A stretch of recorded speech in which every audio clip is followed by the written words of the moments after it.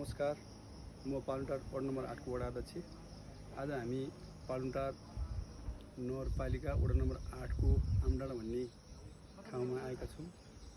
यो आमडाँडा यो धुवाकोटको एक प्रसिद्ध ठाउँ हो। यो यहाँ धेरै जनसङ्ख्याहरूको बस्ती थियो। यसलाई पहिला आमडाँडामा चाहिँ एउटा गाविस भवन थियो। यहाँ आमडाँडामा चिनिया खर्का, पँदाला र माथि आमडाँडा यहाँ मान्छेहरूको जनघनत्व राम्रो थियो र केही समय पछाडि यहाँ माथि टापु भएको कारणले गर्दा बस्तीहरू बेसी हुन थाले र हरेक कुराहरू बेसी झर्दै गए।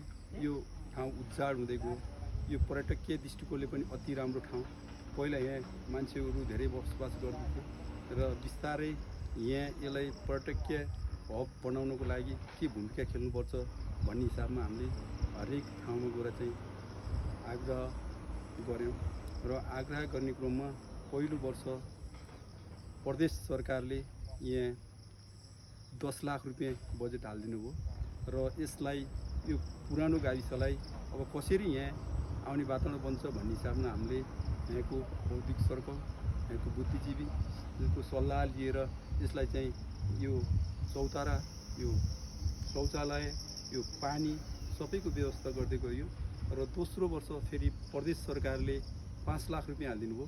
5 लाख रुपियाँ हालिदिइसकेपछि यहाँ बालबालिकालाई खेल्ने ठाउँ, आराम गर्ने ठाउँ र यो चौताराहरू बिस्तारै बनाउँदै गयो भने यसपालि 83-84 सालको बजेटमा पनि प्रदेश सरकारले यो ठाउँलाई अब पर्यटकीय हब बनाउनुपर्छ भन्ने धारणाले फेरि 10 लाख रुपियाँ हालिदिनु भएको छ।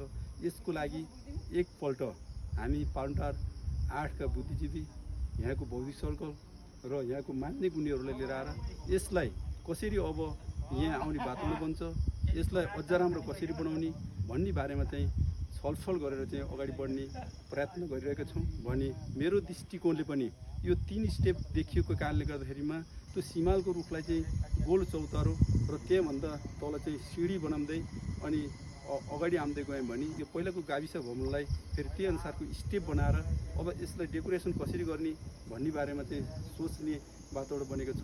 अब हामी पक्कै पनि यो हिउँदताका एकपल्ट चाहिँ यहाँ आएर यसको बारेमा चाहिँ यसलाई कसरी अझ राम्रो बनाउन सकिन्छ, यसलाई कसरी प्रचार गर्न सकिन्छ भन्ने बारेमा चाहिँ छलफल गर्ने अवश्य नै छौँ।